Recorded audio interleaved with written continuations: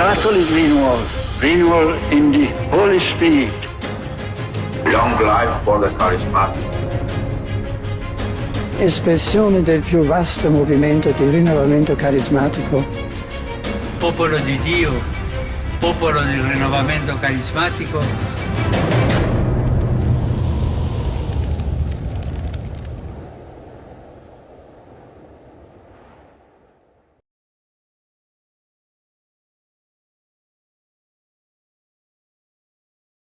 Louvado seja nosso Senhor Jesus Cristo. Eu sou o Tatá da comunidade Javenice, do CERN. Estamos nessa escola Neemias de liderança cristã. Estamos refletindo sobre a liderança cristã a partir do livro de Neemias e tomamos como manual de liderança cristã. Essa vai ser a nossa quarta aula e eu vou tratar nessa aula a respeito da ação de Neemias, aquilo que nós chamamos de reconstrução. Neemias reconstrói as muralhas de Jerusalém. E nós vamos refletir sobre isso no capítulo 2 e no capítulo 3 do livro de Neemias, que vai servir para nós de referência. E aqui eu quero tomar três pontos importantes da ação de Neemias. Quais são os pressupostos da ação, as tarefas dessa ação de Neemias e como que Neemias efetivamente atuou. Então, são três coisas que nós vamos tratar nessa nossa aula. Os pressupostos da ação, as tarefas da ação e a atuação propriamente dita. Então, começando aí nos pressupostos da ação de Neemias. O primeiro pressuposto da ação cristã de liderança é necessariamente a oração, rezar. Jesus Cristo fala uma coisa interessante. Ele fala, quando um homem se senta para construir alguma coisa, imagina construir alguma coisa, a primeira coisa que ele faz, ele se senta e calcula se ele tem dinheiro e material de construção suficiente para fazer aquilo. E se um rei resolve lutar contra outro rei, a primeira coisa que ele faz, ele se senta e confere as suas armas e seu exército para saber se ele tem força para lutar contra aquele rei. Eu vejo nessa parada anterior do rei, do construtor, a oração, a vida de oração. Se você vai se dedicar a uma tarefa de liderança cristã, a uma obra que Deus te chamou a realizar, a primeira coisa que você tem que fazer é rezar. Você tem que se colocar diante de Deus e perguntar para Ele como que Ele quer, o que Ele inspira, ou quais são os caminhos que Ele quer que você siga. Essa metodologia é a metodologia de Jesus Cristo. Logo depois que ele foi batizado por João Batista no Rio Jordão, ele é conduzido pelo Espírito Santo ao deserto, onde ele passa por uma provação, onde ele passa pelas tentações. E são aquelas tentações que nós temos que vencer inicialmente em todo o trabalho. Vencer a tentação de querer reduzir a ação a uma ação social, querer fazer uma ação que seja, ou liderar de uma maneira intempestiva e irresponsável, pulando do alto montanha para que Deus resolva as coisas, ou colocar a própria obra, ou colocar outras coisas no lugar de Deus. Nós temos que rezar, nos colocar diante de Deus, vencer as tentações que a própria obra nos proporciona, para que a gente possa realizar a vontade de Deus. Por isso, o primeiro pressuposto é a oração. Mas a oração não é um momento na vida de liderança. A oração é o estado do líder. O líder deve ser aquele que consulta a Deus. Se nós olharmos a vida de Moisés, nós vamos ver que Moisés rezava constantemente, subia a montanha, ia perguntar para Deus, consultava o Senhor. E essa relação de Moisés com Deus é que fazia com que Moisés conduzisse de maneira extraordinária o povo pelo deserto. Também, lendo a história de Neemias, nesses dois capítulos, capítulo 2 e 3, nós vamos ver que Neemias era um homem de oração. Antes de mais nada, um homem de oração. Um líder cristão é um homem de oração. É só dar uma olhada nesses grandes líderes contemporâneos que nós temos. Padre Pio, João Paulo II e outros santos atuais, como são homens, mulheres, Santa Teresa de Calcutá, como são homens e mulheres de oração. As filhas da Madre Teresa, elas têm como regra de vida, antes de sair para trabalhar com os pobres na rua, elas têm como regra de vida 1 hora de adoração ao Santíssimo todos os dias, antes de sair para a missão. Portanto, a vida de oração é um pressuposto básico. O Monsenhor Mauro, nosso fundador, ele falava isso: sem oração não dá, sem oração as coisas não vão. Sem oração, a vida cristã é só um amontoado de compromissos e de regras. Quem que dá oração, quem que dá vida a isso tudo é a vida de oração. Segundo aspecto é a necessidade que temos de conhecer a igreja. Nós lideramos dentro de um projeto maior, que é o nosso próprio projeto, que é o projeto da igreja. E nós temos que conhecer a igreja, nós somos membros de uma igreja, participantes de uma igreja. Nós temos que conhecer a sua hierarquia, a sua maneira de agir, a sua pastoral, os seus princípios, os seus documentos, na medida em que nos interessa naquilo que nós vamos fazer. Nós não podemos ser pessoas que desconhecem a igreja, porque nós construímos a igreja juntos. Cada um no seu ministério, cada um no seu projeto, cada um na sua vocação, mas a igreja é a mesma e nós construímos a mesma igreja. Por isso eu preciso ter uma visão da igreja. Eu não posso ir atropelando as coisas próprias da igreja. Então, faz parte dessa liderança conhecer o ambiente, conhecer a instituição na qual nós estamos inseridos e na qual nós trabalhamos. Uma terceira coisa, é necessário que a gente tenha um conhecimento básico sobre alguns pontos essenciais. Comportamento básico, conhecimento básico sobre o comportamento dos grupos, como é que os grupos se comportam. Nós sabemos disso. Em toda a comunidade, todo agrupamento, nós temos tensões e temos partidos. Tem aquela turma que gosta assim, tem aquela turma que gosta assado. Tem aquela turma que é mais conservadora, tem aquela turma que é mais avançada. E nós temos que saber como que esses grupos agem e atuam dentro da obra que nós estamos liderando ou do projeto que nós estamos liderando. A liderança cristã implica no conhecimento mínimo de como os grupos agem. E se nós fizermos isso, nós corremos o risco de meter os pés pelas mãos e entrarmos em conflitos desnecessários.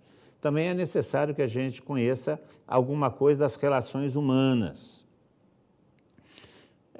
O ser humano é um ser complexo, né? Tem querer, tem liberdade, tem sentimento, e nós precisamos conhecer um pouco do relacionamento e como se faz as relações humanas. Nós não estamos tangendo um gado, tocando alguém, não, nós estamos cuidando de pessoas, nos relacionamos com pessoas, motivando pessoas em torno de um ideal, então nós temos que conhecer alguma coisa das relações humanas. E para isso existem diversos cursos, existe uma literatura vasta a esse respeito, conhecer as relações humanas. Depois é necessário a gente ter um pequeno conhecimento de técnicas de gerenciamento de pessoas. O que é essa técnica de gerenciamento de pessoas? Você procurar colocar as pessoas naquilo que elas sabem fazer de melhor. Você botar um cozinheiro para tomar conta da oficina de automóveis da obra, não vai dar certo. Você coloca o cozinheiro na cozinha e o motorista nos veículos. Então, você tem que conhecer um pouco o gerenciamento de pessoas, as suas habilidades, as suas competências, aquilo que onde ele pode render melhor. Porque senão você acaba correndo o risco de criar áreas de conflitos desnecessários dentro da própria obra. Então, isso é o gerenciamento de pessoas. E alguma coisa de marketing. Não que o marketing seja, como na década de 90, o marketing era isso, né? O marketing tudo era marketing, tudo era marketing. Eu lembro dos cursos que eu fiz disso, é só marketing. Não, marketing enquanto ferramenta de comunicação, ferramenta de otimização das coisas, enquanto ferramenta de gerenciamento, ele pode ser utilizado e deve ser utilizado, mas não como a última palavra, um dogma de fé que nós devemos assumir. Não, é uma ferramenta. E como ferramenta deve ser utilizada desde que não seja o absoluto, né? Então, marketing, um conhecimento de marketing também é necessário. Não que isso seja indispensável, não. A oração, a vocação, a habilidade natural que Deus nos dá, a formação permanente, a atualização, isso gera a competência necessária para a liderança. Um terceiro ponto é exatamente isso que eu acabei de falar, é a capacitação permanente, o estudo e a capacitação permanente. Então, atuamos, e porque atuamos, nós temos que constantemente estar nos atualizando, nos formando, não recusando as tarefas e as ferramentas que podem ser nos apresentadas. Como dizia na aula anterior, nós estamos vivendo um mundo diferente e vamos viver um mundo cada vez mais diferente, né? Eu assusto com as coisas que eu vejo de vez em quando por aí, né? Eu sou ainda do tempo das agaias de gancho, como dizia minha avó, né? Então tem certas coisas para mim que são difíceis, mas eu tenho que me atualizar. Esse negócio de zap, por exemplo, né? WhatsApp, isso aí para mim era uma ficção científica, né? A gente ia assistir filme no Capitólio, no cinema né? Aí tinha um sujeito que discava, falava, olhando, o cara falava, nossa senhora, isso aí é lá para frente. Hoje está aí na nossa mão, então você tem que ser atualizado. Então a liderança exige também isso. Então são pressupostos: oração, conhecer a igreja, ter alguns conhecimentos básicos e estudo e capacitação permanente. Isso faz parte. Agora, as tarefas da liderança. Quais são as tarefas da liderança? Eu resumo em 3 grandes tarefas: planejamento, comunicação e recursos. São 3 áreas onde a liderança deve atuar na realização dos projetos, né? O planejamento, a comunicação e os recursos. Primeiro, conhecer a realidade. Você não pode agir sem saber qual é a realidade. Por isso, o levantamento de dados, a visita a campo.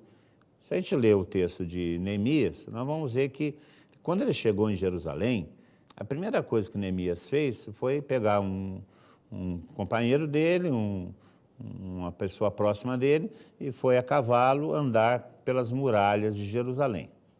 E foi olhando aonde estavam os problemas, aonde o muro estava derrubado, aonde a porta estava queimada. Ele foi levantar a realidade. Ele não se meteu num trabalho, num projeto, numa ação, sem conhecer a realidade que ele estava enfrentando. Nós não podemos entrar num projeto, numa ação, assumir uma responsabilidade sem o conhecimento antecipado daquilo que nós vamos enfrentar. Então, por isso, a primeira coisa da atuação é conhecer a realidade. O segundo ponto é planejar. Planejar é estabelecer objetivos, estabelecer as estratégias, estabelecer as táticas, e isso é próprio da liderança, né? Planejar, fazer o planejamento, estabelecer as prioridades, o que vai ser primeiro, o que vai ser depois, qual a estratégia, qual é a tática, quais são os objetivos a serem atingidos. Portanto, planejar. O próprio Senhor ensina isso, né? Nós não podemos sair a campo sem ter o mínimo de planejamento, porque a coisa não funciona. O próprio Jesus Cristo tinha um planejamento. Se nós olharmos a Sagrada Escritura, nós vamos ver que Jesus Cristo tinha um plano de chegar a Jerusalém, ele percorre aquela região num plano determinado. Cada um dos períodos da atuação de Jesus Cristo tem uma preferência, tem um foco, e ele vai caminhando para o seu desfecho. Então, existe um planejamento na ação de Jesus Cristo. Não é uma ação implanejada. O próprio Neemias também, ele tem um planejamento.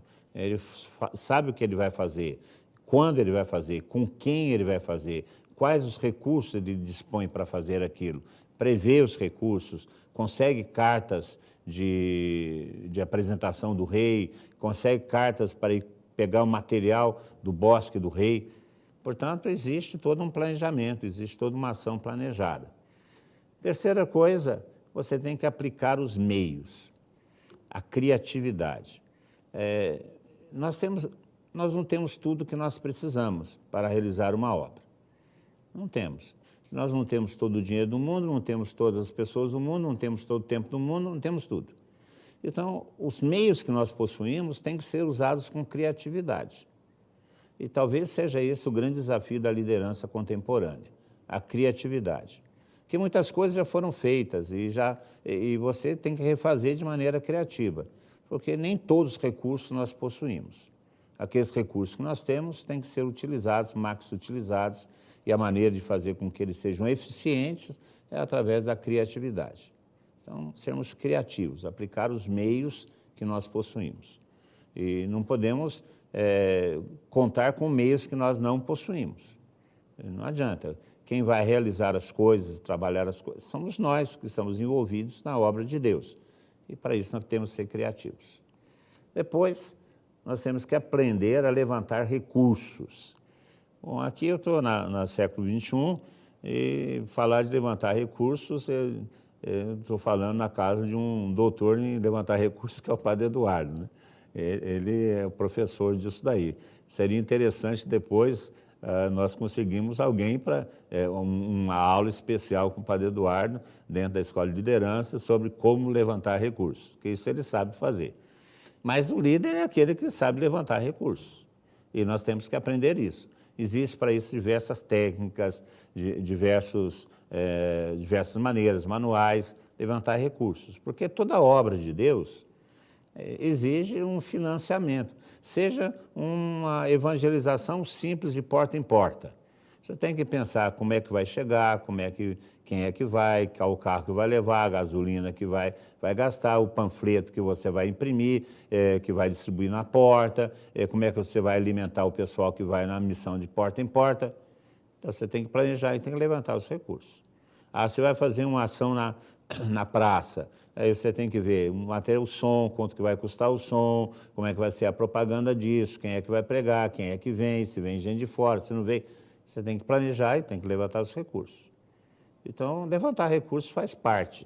Nós temos essa tendência de falar, eu não me preocupo com isso, que a providência de Deus vai ser o suficiente. Eu sei que a providência de Deus vai ser o suficiente. Eu creio nisso. Acredito que quando nós somos fiéis àquilo que Deus nos chamou, Deus vai nos financiar. Mas eu tenho que aplicar os meios para levantar esses recursos. Porque a providência de Deus chama bolso do irmão.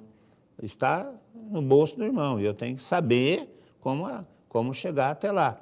Então, levantar os recursos é uma das tarefas, vamos dizer assim, da liderança cristã.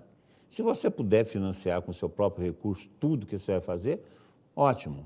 E a riqueza é exatamente para isso, para financiar a obra de Deus.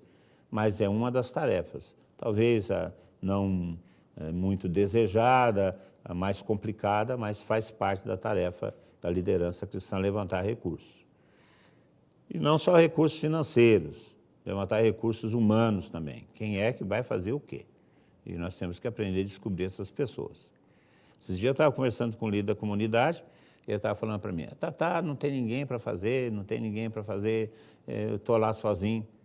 E eu falei para ele, você investiu na formação de líderes novos, você descobriu líderes novos que podem fazer junto com você, você procurou levantar esse tipo de recurso? Não, se você não procurou levantar, você não vai ter. Então, é também um esforço da liderança você levantar os recursos humanos. Quem é que vai fazer o que vai fazer? Portanto, levantar recursos é uma tarefa necessária da liderança. Depois, uma outra tarefa da liderança é comunicar a visão com clareza. As pessoas que vão estar engajadas no projeto, na ação, elas têm que saber exatamente o que é o projeto, qual é a ação e para onde que vai. Porque senão fica perdido. Então, o líder é aquele que comunica a visão com clareza. E ao comunicar com clareza a visão do projeto, ele acaba engajando as pessoas no projeto. Então, essa parte da comunicação, que eu já me referi na aula anterior, é fundamental. Nós temos que desenvolver essa capacidade de apresentar, de motivar, de entusiasmar, de encantar as pessoas naquilo que nós estamos propondo. É só dar uma olhada em Jesus Cristo, né? Jesus Cristo propõe a cruz como caminho. Quem não tomar sua cruz, não me seguir, né? Para me seguir é necessário tomar sua própria cruz. Apesar de nos apresentar a renúncia como um caminho, a maneira como que Jesus Cristo apresenta a visão do caminho cristão, do reino de Deus, é tão encantadora que nos engaja. Porque ele tem a capacidade de nos comunicar de maneira clara a nossa realização através do seu projeto. Nós temos que desenvolver essa capacidade. Muitas vezes os projetos não são realizados, as ações não acontecem, a comunidade não se efetivam, exatamente por falta de uma comunicação objetiva, clara, encantadora, engajadora do projeto de Deus, uma comunicação mal feita pela liderança. Então, comunicar com clareza. E, por fim, é uma tarefa da liderança, a tarefa de formar agentes, ou formar novos líderes. Nós temos que formar líderes. Ovelha gera ovelha, pastor gera pastor. Então, nós temos que investir na liderança, em formar líderes. E por alguns fatores. O primeiro fator é que nós não somos eternos. E nós temos que formar os sucessores, aqueles que vão dar continuidade à ação iniciada. E nós temos que formar pessoas melhores que nós. Porque se nós formos formar no mesmo tamanho, pouca coisa vai ser acrescentada.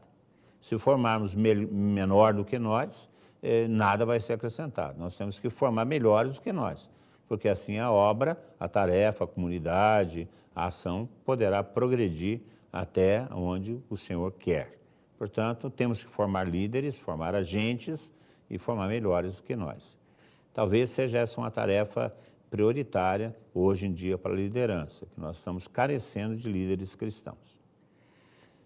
Fazendo um parênteses, nós temos que refletir o que é tática, o que é estratégia, né? Porque a estratégia sem tática é inútil e a tática sem estratégia é inócua. Então, a estratégia está ligada ao planejamento e a tática está ligada à execução.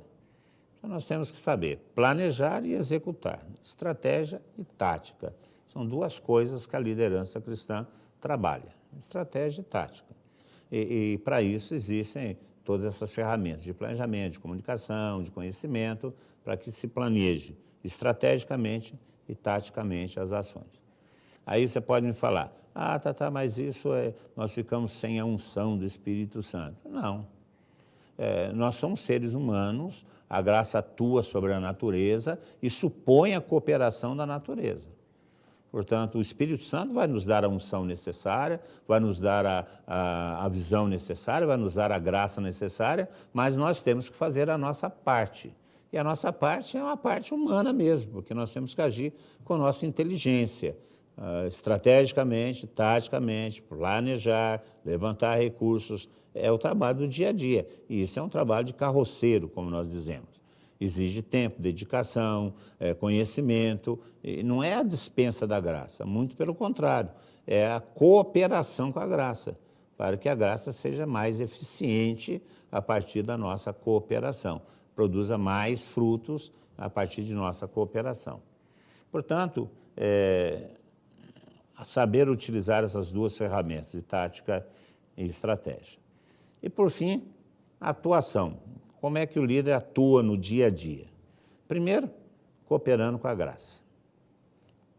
A graça atua sobre a natureza e a natureza deve cooperar com a graça.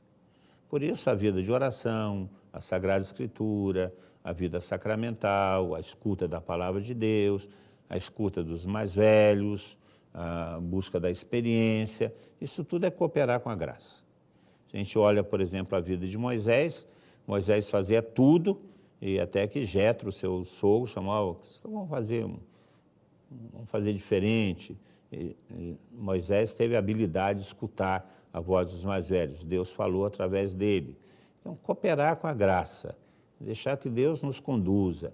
Isso se faz através da oração, através da Sagrada Escritura, através da vida sacramental, a busca de santidade sincera.